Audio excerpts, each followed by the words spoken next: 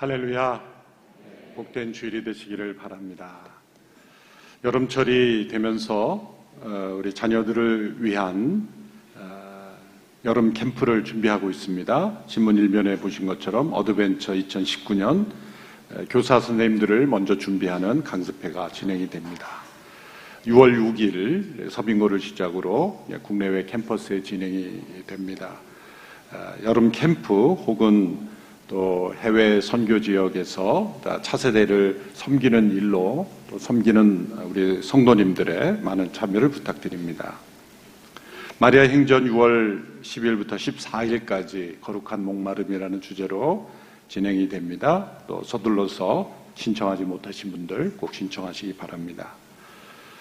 올해부터 작년까지 계속 해왔습니다만은 조금 더 잘 준비된 아웃리치가 되기 위해서 여름 아웃리치에 나가는 모든 성도님들은 6월 19일 저녁에 다 함께 모여서 기도하고 또 여러 유의해야 될 사항들을 잘 준비하는 그런 아웃리치를 발대하는 그런 시간을 가집니다. 여름 아웃리치를 나가신 모든 분들은 또 이것도 아웃리치의 한 프롬이라고 생각하시고 미리 기도로 준비하는 그런 시간이 되기를 바랍니다.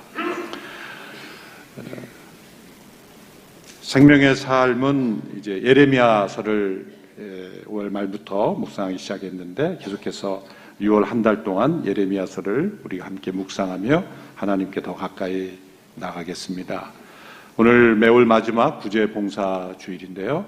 특별히 온누리 복지재단이 8개의 우리 복지기관에서 신문에 있는 것을 이제 발췌한 건데 이런 많은 영역에 있어서 우리 봉사자들이 필요합니다. 복지재단은 세상 속에 주님의 손과 발이 되어 연약한 이웃의 발을 씻어주는 귀한 사역입니다. 함께 참여하시기 원하신 분 또 이런 기능을 가지신 분들은 함께 참여할 수 있게 되기를 바랍니다. 이 시간 나라 민족을 위해서 합심하여 함께 기도합니다. 역사의 주관자는 하나님이십니다.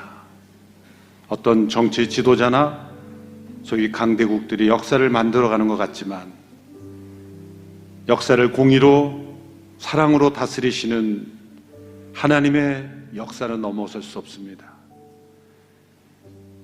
이 세상의 역사에 휩쓸려가지 않으려면 죄를 떠나야 합니다. 역사의 멸망에는 죄가 있습니다. 죄에 대한 하나님의 심판이 있습니다. 주여 이 땅 가운데 하나님의 공의로운 심판이 임할 때 죄를 떠나 하나님을 경유하는 민족이 되어서 하나님의 돌보심을 경험케 하여 주시옵소서. 세상을 바라보고 힘을 바라보고 물질을 바라보고 자기 자신을 바라보고 살아가는 민족 되지 않게 하시고 살아계신 하나님을 두려워하며 하나님 앞에 엎드려 이 나라 민족의 역사를 맡기는 저희들이 되게 하여 주시옵소서. 이 나라 민족을 어떠한 역사로 인도하셨는지 살펴보며 하나님의 은혜에 감사하며 우리가 어떠한 길로 나가야 될지를 올바로 분별하며 하나님께 기도하는 저희들이 되게 하여 주시옵소서. 이 땅에 만연해 가고 있는 거짓과 부정, 음란과 다툼과 분열, 헛된 우상, 이념, 인간의 헛된 욕망들이 이 땅을 뒤덮지 않게 하여 주시옵소서. 거룩한 성령의 역사와 거룩한 하나님의 백성들이 이 땅 가운데 세워지게 하옵소서. 합심하여 함께 기도하며 나아가겠습니다. 살아계신 하나님 아버지, 이 나라 민족을 붙잡아 주시고 이 나라 민족을 살려주시며 이 나라 민족을 통하여 역사 속에 일하시기 원하시는 하나님 아버지의 크고 놀라우신 사랑에 감사를 드립니다. 하나님, 이 땅 가운데 위기가 있습니다. 어려움이 있습니다. 고통이 있습니다. 우리의 힘으로 어찌할 수 없는 많은 문제들, 난관들이 있습니다.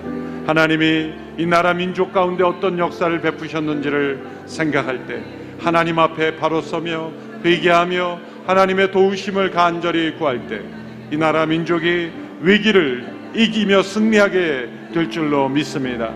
이 땅에 만연한 모든 거짓과 부정과 헛된 우상과 탐심과 음란과 다툼과 분열, 이기심, 지역 이기주의 모든 것들을 끊어내며 죄악을 떠나며 하나님의 쓰시기에 합당한 나라 민족이 되도록 역사하시고 온 열방에 하나님의 축복의 통로가 되길 저희들이 될 수 있도록 하나님 역사해 주시기를 원합니다.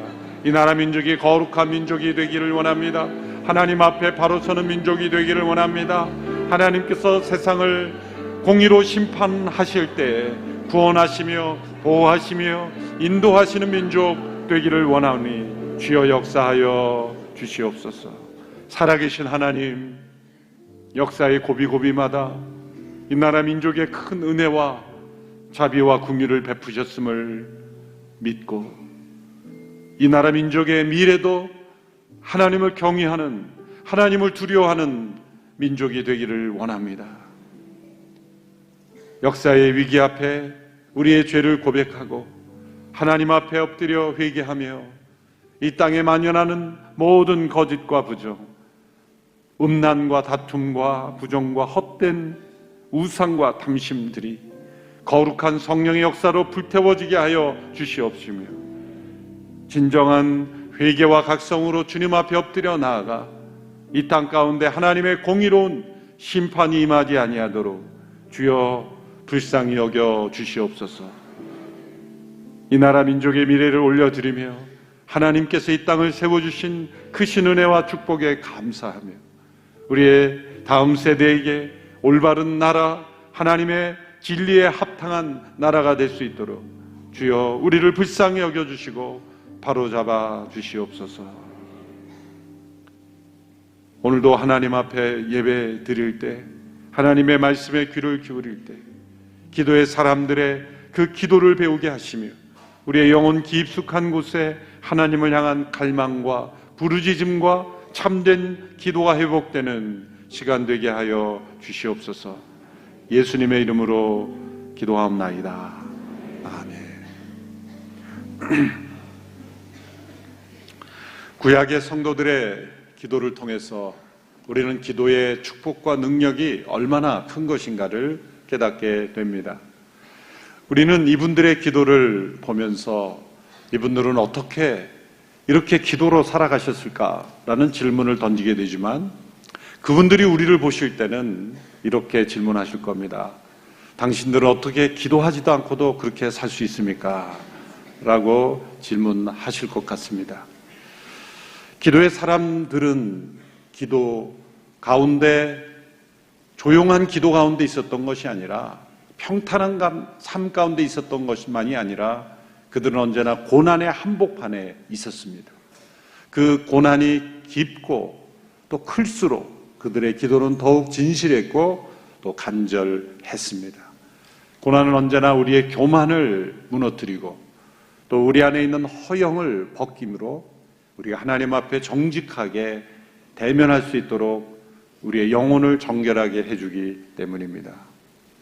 고난 속에서도 기도하지 않는 사람들이 있습니다. 고난 그 자체가 문제가 아니라 고난 당할 때조차 하나님 앞에 기도하지 않고 그 고난을 이겨보려고 하는 것이 더 큰 문제인 것이죠. 구약에 나타난 기도의 사람들의 기도는 언제나 역사의 문제의 한복판에서 그 역사를 품고 그 역사 속에 자신의 죄를 회개함으로 언제나 그 고난을 헤쳐갔습니다. 역사의 위기는 언제나 죄와 관련되어 있고 그 죄의 문제 앞에 직면하지 않고는 그 역사의 문제를 해결할 수 없다는 것이죠. 우리가 함께 합심해서 기도했지만 이 나라 민족이 소위 강대국이라고 하는 나라들의 여러 가지 공방으로 인하여 어려움이 있을 거고 또 어려움 가운데 있을 수도 있지만 이 나라 민족의 살 길은 어떠한 정치적인 지혜가 아니라 죄를 떠나고 하나님 앞에 바로 서는 이 나라 민족을 어떻게 역사하셨는가, 과거를 되돌아보며 하나님께서 우리에게 축복에 감사하며 올바른 방향으로 설 때 하나님께서는 놀라운 기적, 놀라운 역사를 베풀어 주실 줄로 믿습니다. 하박국 3장의 마지막에 나오는 이 기도는 우리에게 매우 익숙한 기도이죠. 우리가 찬양 가운데 노래로도 불렀던 이 고백입니다. 우리에게 매우 큰 소망과 힘을 줍니다. 기도자, 또 기도이자 시이자 노래입니다. 17절부터 19절을 우리 한 목소리로 함께 읽어보겠습니다. 시작. 무화과 나무가 싹이 트지 않고 포도나무에 열매가 없다고 해도 올리브 나무에서 수확할 것이 없고 밭은 먹을 것을 생산하지 못해도 우리 안에 양떼가 없고 외양간에 소가 없다 해도 나는 여호와를 기뻐할 것이고 나의 구원이 되시는 하나님을 즐거워할 것입니다. 주 여호와께서는 내 힘이십니다. 그분은 내 발을 사슴의 발처럼 만드시고 그분은 높은 곳에서 나로 하여금 뛰어다니게 하십니다. 무화과 나무, 포도나무, 올리브나무, 이 나무들은 가장 흔한 나무이며 가장 중요한 나무이죠. 이것으로부터 먹을 것, 마실 것들이 나온 것입니다. 먹을 것, 마실 것이 없는 상황이라는 거죠. 또한 양과 소, 이것은 유목, 농경사회에서 가장 필수적인 그런 동물들이죠. 생존 자체가 불가능한 상황이라는 것입니다. 이는 하나님의 심판으로 인해서 철저한 사회가 붕괴된 것입니다.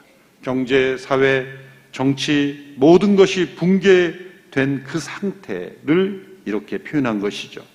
이런 상황에서 하나님을 기뻐하고 하나님을 즐거워한다라는 것은 세상이 어떻게 돌아가는지 모르는 어이없는, 생각 없는 사람의 고백처럼 보입니다. 이 세상과 상관없이 세상에 무관심한, 아니 세상이 어떤지 모르고 살아가는 비현실적인 사람의 독백인 것처럼 보입니다. 그러나 하박국 이 3장 마지막은 하박국 1장부터 3장 16절까지의 모든 기록의 결론입니다. 이것은 쉽게 내뱉는 고백이 아닙니다. 비현실적인 환상 속에, 망상 속에 살아가는 사람의 고백이 아닙니다. 이것은 위대한 신앙 고백입니다. 하나님께서 우리가 어떠한 상황 속에 처할지라도 하나님 앞에 기도하며 믿음으로 살아가는 자가 고백할 수 있는 위대한 신앙의 승리인 것입니다. 그래서 이 고백은 그냥 입술로 따라 흉내된다고 되어 있는 것은 아닙니다. 하박국이 어떤 과정을 통해서 이런 기도에 이르게 되었는가, 그 이유를 마음으로 깨닫고 그 과정을 함께 살펴보면서 믿음으로 참여할 때 이 기도가 진정 나의 기도가 될 수가 있습니다. 그러므로 1장, 2장에 나오는 까다롭게 보여지는 이 하박국의 고민, 하박국의 이 묵상의 과정을 함께 거쳐야 합니다. 간략하게 요약해보면 예언자 하박국은 왜 이 땅에 악인이 번성하는가 라는 문제와 씨름하였습니다. 세상에 악인이 더 형통하는 것처럼 보이고 악한 자가 세상에 득세하는 것에 대하여 하박국은 하나님을 의심했습니다. 하나님이 침묵하는 것처럼 보이고 하나님이 능력이 없는 것처럼 보이고 하나님께서 불의한 세력에 대하여 아무 힘도 없는 것처럼 보일 때 하박국은 하나님을 탓하며 하나님께 항의하기도 했습니다. 하박국 1장 13절의 말씀을 보십시오. 같이 읽습니다. 시작. 주의 눈은 정결해서 죄악을 보시지 못하시고 죄악을 그냥 바라보시지 못하십니다. 그런데 악한 사람이 자기보다 의로운 사람들을 파괴시키고 있는데 왜 반역자들을 조용히 바라보고만 계십니까? 하나님께 항의하고 있는 것이죠. 하나님, 이건 아닌 것 같습니다. 어찌 이럴 수 있습니까? 악한 이들이 자기보다 의로운 자들을 파괴시키는 것을 왜 그냥 보고만 계십니까?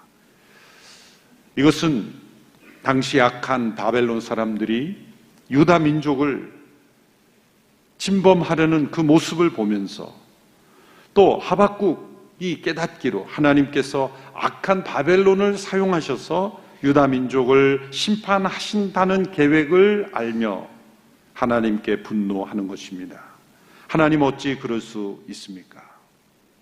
아무리 봐도 하박국이 생각할 때는 바벨론보다는 유다 민족이 낫거든요.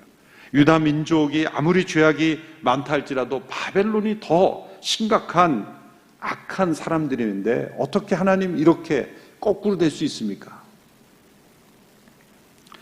이것이 하박국의 마음속에 있었던 질문이요, 하나님께 대한 항의였습니다. 하나님은 하박국의 이 질문에 대하여 1장에 하박국의 질문이 나오고 2장에서 하나님의 대답이 나오죠. 하나님께서 하박국 선지자에게 하나님은 죄악을 절대로 묵인하지 아니하시며 그 죄악대로 반드시 공의로 심판하신다. 유다 민족에 대한 심판이 이루어지는 것이다. 그러나 그 심판의 도구가 된 바벨론도 하나님께서 공의로 심판하실 것이다. 하나님께서는 모든 것을 공의롭게 판단하실 것이다. 그러므로 오직 의인은 믿음으로 사는 것이다. 사도 바울이 로마서 1장 17절에서 인용한 것이 바로 이 말씀이죠. 하박국이 이 상황에서 의미를 깨닫는 것은 쉬운 일이 아니었을 겁니다. 거룩하신 하나님께서 유다 백성이건 바벨론 민족이건 간에 하나님은 공의로 심판하시는 분이다. 그러므로 오직 의인은 믿음으로 사는 것이다. 이 말씀 속에 믿음의 의미는 무엇입니까? 의인의 의미는 무엇입니까?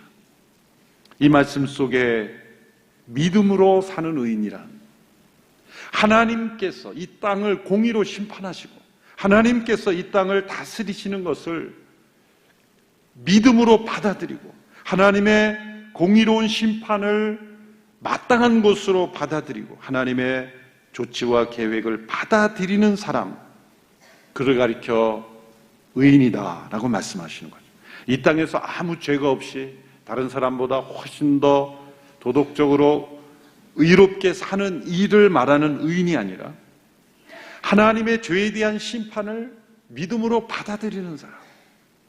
하나님께서 이 땅을 심판하시는 것, 하나님의 모든 판단과 조치는 의로우십니다. 하나님의 의로우심을 인정하고 회개하며 겸손하게 엎드리는 자. 하나님은 그들에게 구원을 베푸시고 그들을 의롭다 여기시는 하나님이시라는 거죠. 이 말씀은 이제 신약을 통해서 더 구체적으로 분명히 나타나죠. 이렇게 1장과 2장에서 하나님께 의심하고 또 하나님께 항의까지 했던 하박국이 기도하는 과정을 통해서 하나님의 대답을 듣고 하나님의 계획을 깨닫고 그의 마음이 점점 변화되어 갑니다. 하나님의 성품을 더욱 신뢰하게 되었습니다. 믿음으로 하나님의 역사를 바라볼 수 있게 되었습니다. 그래서 하박국의 기도는 3장에 이르러서 이제 1장에서는 하나님을 탓하는, 하나님께 원망하고 항의하는 기도를 드렸다면 3장에서는 이제 하나님의 뜻을 발견하고 하나님 앞에 감사하며 하나님의 뜻을 발견하는 기도를 드리게 됩니다. 하박국이라는 이름의 뜻이 이 품는다, 포용한다 그런 뜻이죠. 하나님의 뜻을 점점 더 품어가는 기도를 하게 됩니다. 3장 2절에 보면 이제 하나님의 뜻에 자신의 마음을 맞추어 기도하기 시작합니다. 3장 2절의 말씀 우리 같이 읽습니다. 시작. 오 여호와여, 나는 주의 명성을 듣고 두려웠습니다. 주께서 하신 일을 이 시대에 다시 새롭게 하셔서 이 시대에 알려지게 하소서. 진노 가운데서도 자비를 기억하소서. 하박국은 하나님을 두려워하게 됩니다. 하나님의 진노하심을 통해 일하시는 하나님의 섭리를 깨달으면서 두려워하며 하나님께서 역사 속에 행하신 일들을 다시 새롭게 이 시대에 일어나게 해달라고 기도합니다. 하나님께서 하신 일을 이 시대에 일어나게 해달라는 그 내용이 뭡니까? 어떤 일입니까? 마지막에 있는 기도죠. 진노 가운데서도 자비를 기억하소서. 진노 가운데서도 자비를 베풀어 달라라는 것입니다. 하박국은 역사에 깊은 의식이 있었던 사람입니다. 하박국이 하나님께 이 의심하고 하나님께 항의하는 것도 역사를 살폈기 때문이에요. 이 시대가 어떻게 되든 상관없이 살던 사람이 아니었기 때문에 하나님을 원망하게 됐던 거죠. 그러나 자신의 원망을 내려놓고 그가 깨닫게 된 것은 하나님께서 그들의 조상 아브라함과 이삭, 야곱부터 시작을 해서 그들의 역사를 살펴볼 때 하나님께서 행하신 일이 있다는 것을 그는 분명히 기억합니다. 그것은 하나님의 진노가 임할지라도 하나님은 언제나 진노 가운데서 자비를 베푸신 하나님이시라는 거죠. 노아의 심판 이후에도 그 가족들을 남겨두심으로 하나님께서 새로운 역사를 베푸셨죠. 가나안 땅에 그 민족이 다 1세대가 들어가지 못할지라도 여호수아와 갈렙 그 다음 세대가 들어갈 수 있도록 하나님은 자비를 베풀어 주셨어요. 하나님의 진노 가운데 역사 속에는 언제나 하나님의 자비하심을 베푸시는 하나님이십니다. 사람들의 진노는 어떻습니까? 사람들의 분노, 사람들의 진노는 점점 자비가 사라져갑니다. 그러나 하나님의 진노는 하나님의 진노 가운데서도 점점 자비하심이 나타납니다.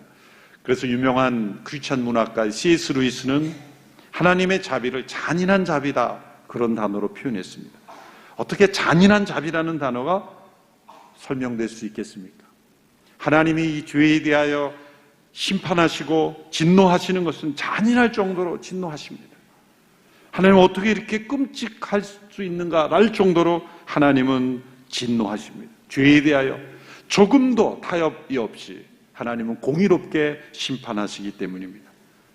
그런데 하나님은 그 진노를 통해서도 자비를 베푸시는 거예요. 때로 우리는 어떤 문제에 대하여 하나님의 진노하심을 경험하고 하나님은 어떻게 이럴 수 있습니까? 라고 생각하지만 하나님이 그때 그렇게 진노하지 않으셨다면 나는 더 큰 멸망, 이 나라 민족은 더 큰 고통 속에, 더 큰 멸망 속에 처할 수도 있었을 겁니다.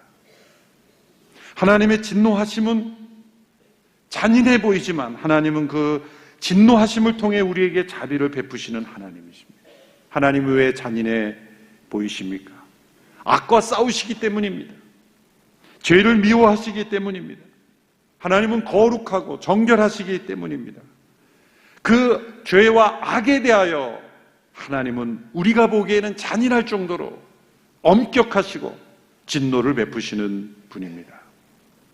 이스라엘 역사를 살펴보면 하나님의 잔인한 자비하심이 나타납니다. 왜 구약에 왜 많은 전쟁들이 나타나죠? 고대 사람들은 원시적이었기에 자신의 감정을 통제하지 못했기에 아무렇게나 전쟁을 일으키는 겁니까? 왜 구약의 역사에 많은 전쟁 이야기가 나옵니까? 그것은 하나님께서 악과 싸우시는 거룩한 용사이신 디바인 워리어, 하나님의 거룩하신 용사로서 하나님이 싸우시는 분이기 때문입니다. 죄악에 대하여 진노하시며 죄와 악에 대하여 싸우시는 하나님이심을 보여주는 거예요. 그래서 이스라엘 백성들이 때로는 하나님께서 그들과 함께 하시지만 때로는 하나님께서 버리시잖아요. 그 기준은 무엇입니까? 그 백성들이 죄악을 떠나면 하나님께서 이기게 해주시고 죄악을 품으면 하나님의 그 엄청난 진노를 함께 받는 거예요. 어쩔 수 없는 거예요. 하나님께서 택하신 백성이라 할지라도 죄악을 품고 있으면 하나님은 봐줄 수 없는 거예요. 진노하실 수밖에 없는 겁니다. 그러나 그 진노 가운데서도 하나님은 자비를 베푸시는 하나님이신 것입니다. 그 하나님의 진노는 자연까지도 피할 수 없어요. 그래서 이 하박국 3장 1절로 15절의 내용을 보면 하나님의 그 진노 앞에 자연까지도 굴복하며 반응한 내용들을 시적으로 표현한 거예요. 하늘과 땅이 진동하고 산과 바다가 그분 앞에 엎드리고 해와 달이 멈춰서면 결코 변하거나 무너질 것 같지 않은 자연까지도 하나님 앞에서는 그 진노 앞에서는 멸망당할 수밖에 없다는 거예요. 출애굽과 홍해 사건, 이스라엘 백성들이 광야를 지날 때 하나님은 자연을 움직이셨어요. 자연까지도 하나님 앞에 굴복하고 변화된 사건들이 일어났죠. 여러분, 이 땅에 만일 하나님의 진노가 임한다면 그 최후는 자연이 하나님의 진노 앞에 반응하며 나타나는 거예요. 그래서 여러분, 복음서를 읽어보면서 요즘도 뉴스에 간혹 지진대가 움직인다, 또 어디 인도네시아 섬에서 화산이 됐다, 곳곳에서 화산 지진 이야기를 하죠. 복음서를 읽어보면 예수님은 아무리 봐도 과학을 공부했다는 기록이 없는데, 예수님께서 공학, 지질학을 공부하셨다는 기록이 없는데, 그 당시에 지질학은, 지진에 대한 연구는 전무했을 겁니다. 그냥 무서웠을 뿐이지, 혹은 과거 역사책이 있는지도 모르겠지만 기록에만 있을 뿐이지. 근데 예수님은 이 종말의 중요한 증거로 지진을 말씀하셨다. 너무 놀랍지 않습니까? 이 한 가지만 봐도 예수님을 믿어야 되는 거예요. 예수님 과학자가 아니었는데 왜 지진에 대한 많은 말씀하셨을까? 안타깝게도 얼마 전에 돌아가신 고건 장로님의 공학자시죠. 서울대 교수로 은퇴하셨죠. 강의를 들어봤는데 분석을 하셨어요. 무슨 분석을 하냐면 지난 10년 동안, 과거 10년 동안 전 세계에서 일어난 지진의 빈도수가 그 이전에 100년 동안 일어난 지진의 빈도수보다 훨씬 높다는 거예요. 급격하게 지진이 지난 10년 동안 빈도수가 높아졌다. 예수님의 말씀이 생각나는 말씀이에요. 이 모든 이 자연의 움직임, 자연에 일어나는 반응 또한 하나님의 진노와 관련되어 있다는 것. 이것이 하박국의 고백을 통해 우리에게 말씀하시는 겁니다. 하나님께서 역사 속에서 이 땅의 죄와 악에 대한 공의로운 심판을 행하시는 하나님. 우리가 이 본문을 다 읽을 수 없기 때문에 9절에서 13절까지만 함께 읽어보겠습니다. 9절에서 13절 시작. 주께서 활을 꺼내서 많은 화살들을 시위에 놓고 당기셨습니다. 주께서 강으로 땅을 쪼개셨습니다. 산들이 주를 보고 뒤틀리고 억수 같은 물이 휩쓸며 내려갑니다. 깊은 바다가 소리를 높이고 물줄기는 힘있게 높이 치솟습니다. 비처럼 나는 주의 화살과 번쩍이는 주의 창 때문에 해와 달이 하늘에서 멈춰 버립니다. 주께서는 진노로 땅을 점령하셨고 분노로 민족들을 짓밟으셨습니다. 주께서는 주의 백성을 구원하시려고 주의 기름 부음 받은 사람을 구원하시려고 나오셨습니다. 주께서 악한 사람의 집 우두머리를 쳐부수셨고 발에서부터 머리까지 갉아 벗기셨습니다. 하나님께서 모든 자연 만물까지 사용하심으로 하나님은 악에 대하여 심판하십니다. 여러분, 뉴스를 보며 세상을 두려워하지 마시고 하나님을 두려워하십시오. 악을 떠나면 사는 것이고 악을 품으면 망하는 것입니다. 하나님의 이 모든 역사에 대한 하박국의 반응이 16절입니다. 이 17절부터 19절의 위대한 신앙 고백을 하는 하박국의 마음의 상태는 16절입니다. 그래서 17절부터 한 문단으로 읽으면 안 되고 16절부터 한 문단으로 읽어야 이 고백이 얼마나 위대한 고백인지를 우리는 알 수가 있어요. 16절을 같이 읽어보실까요? 시작. 그 소리를 듣고 내 뱃속이 뒤틀립니다. 그 소리에 내 입술이 떨립니다. 내 뼈가 썩어 들어가고 내 다리가 후들거립니다. 그러나 나는 우리를 침략하려고 오는 백성들에게 닥칠 재앙의 날을 조용히 기다릴 것입니다. 우리를 침략하려고 오는 백성들에게 닥칠 재앙의 날을 조용히 기다립니다. 바벨론이죠. 뱃속이 뒤틀리고 입술이 떨리고 뼈가 썩어 들어가고 다리가 후들거릴 정도로 하나님을 두려워한다는 거예요. 여러분, 이렇게 하나님을 두려워해 보신 적이 있습니까? 하나님이 두려워서 다리가 후들떨 정도로, 뱃속이 뒤틀릴 정도로, 입술이 떨릴 정도로, 뼈가 썩어 들어갈 정도로 하나님을 깊이 두려워하는 그 하나님에 대한 경외심, 이 경외심을 가진 하박국이 17절 이하의 고백을 한 거예요. 하나님은 악과 싸우시며 악에 대하여 잔인할 정도로 심판하시는 그 하나님이심을 하박국이 깊이 깨닫고 하나님께서 내리시는 이 재앙의 날을 조용히 기다리며 하나님이 단지 무섭기 때문에 두려운 것이 아니라 하나님이 얼마나 공의로우신 분인지, 얼마나 적절하고 얼마나 완벽하게, 그러나 동시에 얼마나 자비로우신 분인지, 얼마나 그 진노 가운데서도 자비를 베푸시는지를 깨달았기에 하박국은 두려웠던 것입니다. 우리들은 고작 하나님께 던지는 질문이, 왜 선하신 하나님께서 통치하시는 세상에 악인들이 존재하고 악인들이 형통합니까? 그것은 하나님이 이 역사하시는 역사의 한 부분, 서론밖에 못 보는 거예요. 하나님은 세상을 공의로 심판하고 계시며 때로는 악인들까지도 공의롭게 다루심으로 더 크신 하나님의 선하신 역사를 이루어 가신다. 악인으로 인한 현재의 고난이 마지막이 아니다. 머지않아 하나님의 선하신 계획으로 반전될 것이다. 그래서 하박국의 마지막 고백이 완전히 변화된 거예요. 그래서 하박국은 3장에서 하나님에 대한 항의에서 이제 찬양으로 바뀌어요. 항의하다가 찬양으로, 1장에서는 항의를 했지만 3장에서는 찬양이에요. 1장에서는 두려움이었지만 3장에서는 믿음이 됩니다.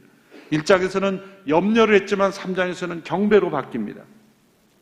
얼마 전 소천하신 워런 위어스비라는 목사님이 하박국의 이 변화를 세 단어로 표현했죠. 1장에서 그런 염려자로 시작해서 2장에서 그런 관찰자가 되었다가 3장에서는 예배자가 되었다. 영어 알파벳 W를 사용하시는데 그분의 이름도 워런 위어스비, 전부 W예요. 그래서 이분이 W를 참 좋아하시는구나, 그렇게 생각을 했습니다. 대단한 관찰력이죠. 하박국에 이어지는 고백은 바로 이러한 상황 속에서 역사를 바라보며 염려하고 근심하며 두려워했던 그의 상황에서 하나님의 역사를 주관하시기에 염려할 것이 없고 우리는 하나님을 찬양할 것밖에 없고 두려워할 것이 없고 하나님을 믿음으로 신뢰하며 하나님 앞에 항의할 문제가 아니라 하나님의 선하심을 찬양할 것이다 라는 고백 속에서 17절에서 19절의 고백이 나온 거예요. 이러한 배경 속에서 다시 한번 우리가 17절에서 19절을 읽어보시겠습니다. 같이 읽습니다. 시작.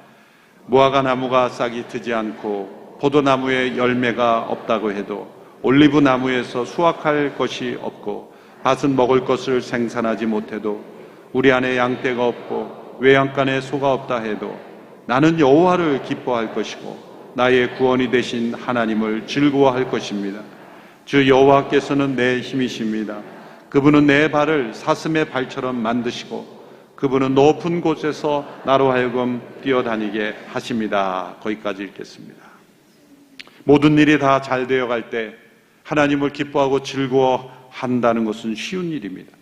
그러나 인생의 고난과 역사의 위기 앞에서 심지어 하나님의 심판 가운데 있을지라도 하나님의 공의로운 심판의 한복판에서도 하나님을 기뻐하고 즐거워할 수 있는가? 이것은 우리의 옛사람으로는 불가능한 일입니다. 미국의 대각성 운동을 주도했던 조나단 에드워드는 이렇게 말했습니다. 인간의 가장 적절한 행복은 하나님을 즐거워하는 것이다. 인간이 육신적인 출생으로 받은 것들로 하나님을 즐거워하는 것은 불가능한 일이다. 인간은 다시 태어나야 하나님을 즐거워할 수 있다. 다시 태어나야 하박국과 같은 고백을 할 수 있습니다. 하박국이 이러한 고백을 할 수 있었던 것은 그리스도의 영이신 성령께서 그의 마음에 임하셨기 때문입니다. 예수님께서 십자가의 고통, 그것은 하나님의 진노가 세상의 모든 죄에 임하는 그 진노였죠. 그 진노 가운데 고통을 참으실 수 있었던 이유를 히브리서 12장 2절에서는 이렇게 설명합니다. 개역개정 번역으로 제가 읽어보겠습니다. 믿음의 주여 또 온전케 하시는 이인 예수를 바라보자. 저는 그 앞에 있는 즐거움을 위하여 십자가를 참으셨다. 부끄러움을 개의치 않으시더니 하나님 보좌 우편에 앉으셨다. 예수님께서 십자가를 참으셨던 그 비결은 하나님을 즐거워하셨다는 거예요. 하나님을 기뻐했다는 거예요. 인류의 죄를 대신 짊어지시는 그 하나님의 심판의 한복판에서 하나님을 즐거워하셨다는 거예요. 바로 그 그리스도의 영인 성령께서 하박국 안에도 존재했기에 그는 이 고통, 고난 속에서도 하나님을 기뻐하며 하나님을 즐거워하셨습니다. 예수님께서 이런 십자가의 고난을 받으신 이유는 무엇입니까? 바로 우리도 그처럼 하나님을 기뻐하고 즐거워하기 위해서입니다. 조지 맥도날드라는 분은 하나님의 아들은 인간의 고난을 면해주기 위해서가 아니라 그들의 고난이 자신의 고난과 같은 것이 되게 하여 죽기까지 고난받으셨다 했습니다. 하나님의 목적은 우리를 고난에서 면제해 주는 것이 아닙니다. 고난 속에서도 하나님을 기뻐하고 즐거워하도록 만드시기 위해 예수님이 고난받으셨다는 거죠. 웨스트민스터 신앙고백 제1조, 인간의 제일 되는 의무는 하나님을 영원롭게 하고 영원토록 그분을 즐거워하는 것이라 말했습니다. 우리가 어떻게 할 때 하나님께서 가장 영화롭게 되십니까? 하나님 그분 자신을 가장 즐거워할 때입니다. 우리의 삶에서. 그러면 가장 영화롭게 되는 순간은 언제입니까? 우리가 고난 속에서도 하나님을 기뻐하고 즐거워할 때입니다. 세상에는 악이 횡행합니다. 악인이 형통하는 것처럼 보입니다. 그래서 우리의 마음속에 하박국과 같은 질문이 일어납니다.